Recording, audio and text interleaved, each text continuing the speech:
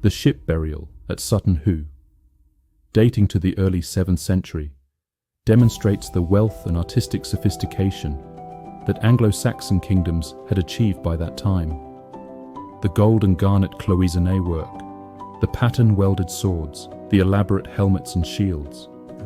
These were the products of a civilization that had found its voice and was announcing its presence to the world.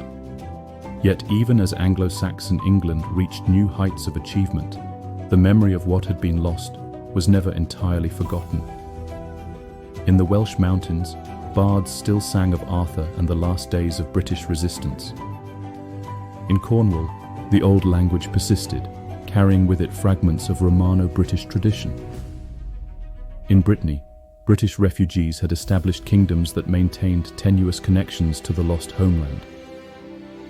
These Celtic survivors preserved alternative versions of the conquest story, narratives that emphasized British heroism and Saxon treachery, rather than divine providence and missionary success. The Viking invasions of the 9th and 10th centuries would provide a final test of Anglo-Saxon resilience and identity.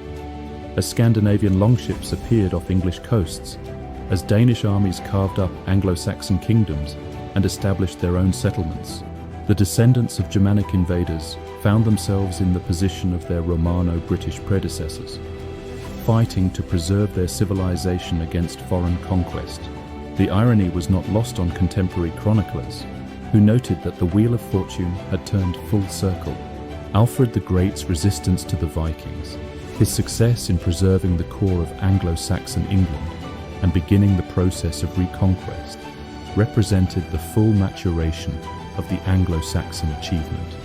By the late 9th century, England possessed not merely Germanic warbands, but a sophisticated state apparatus capable of mobilizing resources, constructing defenses, and coordinating resistance across multiple kingdoms.